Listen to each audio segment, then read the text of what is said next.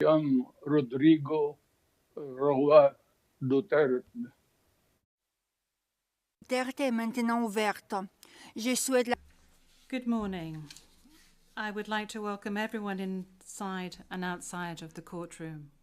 Now, before we start with today's initial appearance, I would like to remind you that the Chamber has authorized video recordings and the taking of photographs. Please go ahead.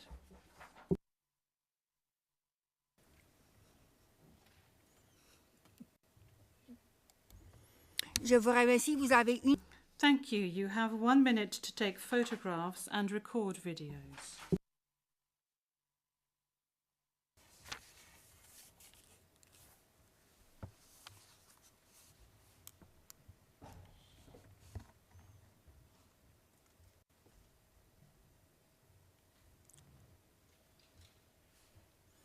Merci beaucoup. Thank you very much.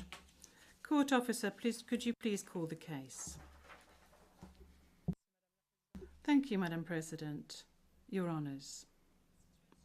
The situation in the Republic of the Philippines case, the prosecutor versus Mr. Rodrigo Roa Duterte, case number ICC 0121-0125. And we are in open session. Merci beaucoup.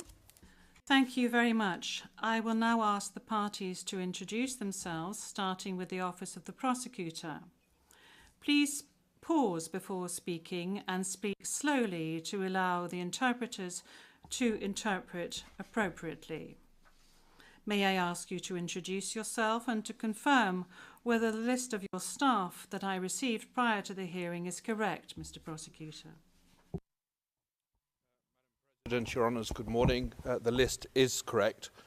Once again, Deputy Prosecutor Manjay Niang to my left, trial lawyer Edward Jeremy behind us, trial lawyer Robin Croft, international cooperation advisor Chantel Daniels, and our very able case manager Grace Go.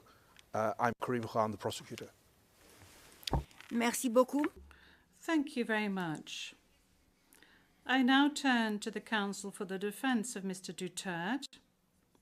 As everyone can see, Mr. Duterte is present and is attending the hearing via video link. As Mr. Duterte made a long journey involving a considerable time difference, the Chamber authorized Mr. Duterte to follow the hearing at a distance. His counsel, however, is present with us in the courtroom.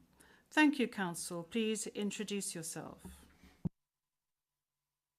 Good afternoon, Your Honours. I am Salvador C. Medjaldea, counsel for Rodrigo Roa Duterte. Merci beaucoup. Thank you very much. Thank you very much, counsel. I will now introduce the chamber. By my side, we have the Judge Reine Adelaide Sophie Alapine Gansu, the Vice President of the Court, and Judge Maria del Socorres Flores Liera. I am the presiding judge of the pretrial chamber 1 of the court, and my name is Julia Antonella Motok. Now, I would like to speak to you, Mr. Duterte. I'm speaking French, but you are receiving interpretation of what I'm saying in English. I understand that you are at ease in the English language and that the interview yesterday at the detention center was conducted in English and that you did not deem it necessary to request interpretation into any other language during this interview. This said, I would like firstly to confirm your identity. Could you provide us with your full names, please? Young Rodrigo Roa Duterte. That's my first middle name is Roa. The surname is Duterte.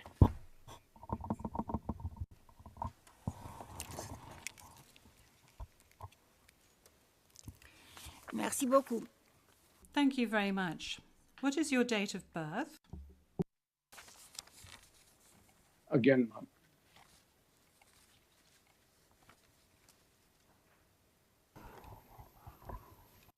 Can we request that the question be repeated? I don't think he heard it. Thank you. Repetition from the English booth. What is your date of birth? Yes, thank you very much, Counsel. I was asking quite simply of Mr. Duterte what his full names were, and then I subsequently asked him what his date of birth was and what his place of birth is. Is that all right, Counsel? Yep. Of course, I will. My birth month day is March 28, 1945. I was born in the province of Leyte in the Philippines.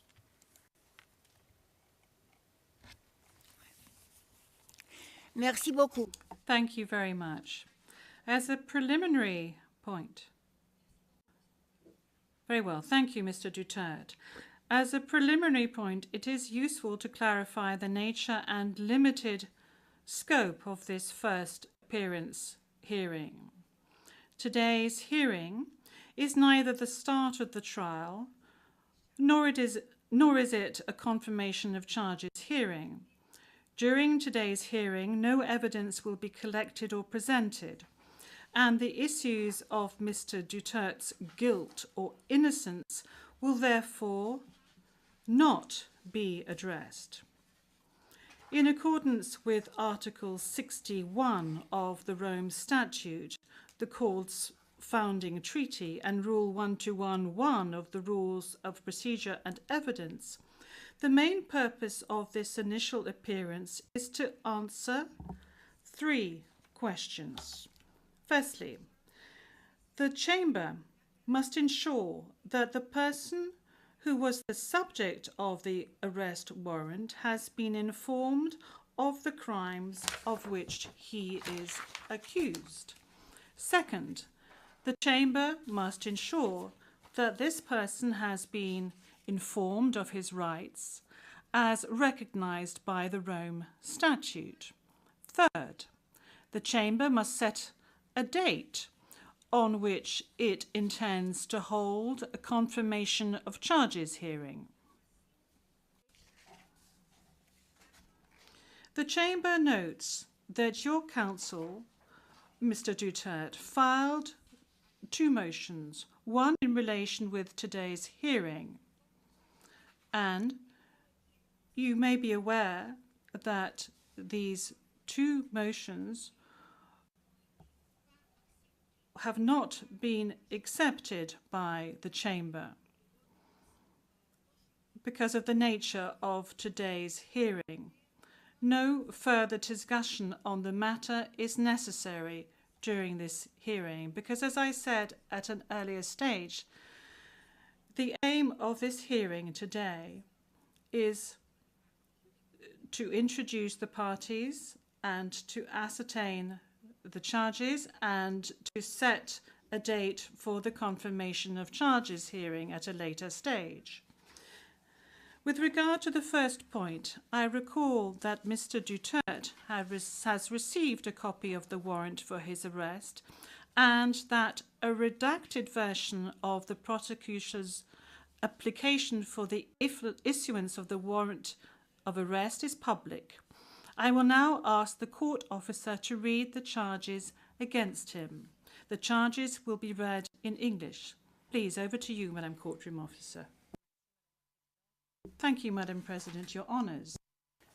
On 7 March 2025, Pre-Trial Chamber 1 concluded that there were reasonable grounds to believe that Mr. Duterte is criminally responsible pursuant to Article 25(3)(a) of the Rome Statute as an alleged indirect co-perpetrator for the crime against humanity of murder pursuant to Article 7(1)(a) of the statute as follows. A. murder of at least 19 persons, allegedly drug pushers or thieves, killed by members of the Davao Death Squad in various locations in or around Davao City, Philippines between 2011 and 2016. B. Murder of at least 24 persons, allegedly criminals, such as drug pushers or thieves or drug users, killed by or under the supervision of members of the Philippines law enforcement, sometimes with the assistance of persons who were not part of the police, at various locations in the Philippines between 2016 and 2019.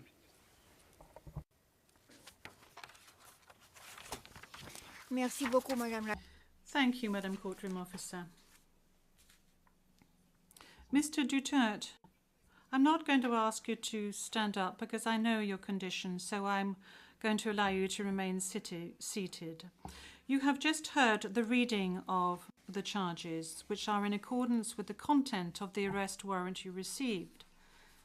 This means that you have been informed of the crimes of which you are accused.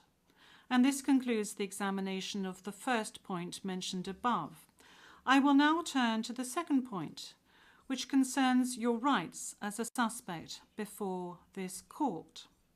I will summarize some of these rights, which are of particular importance at this stage of the proceedings.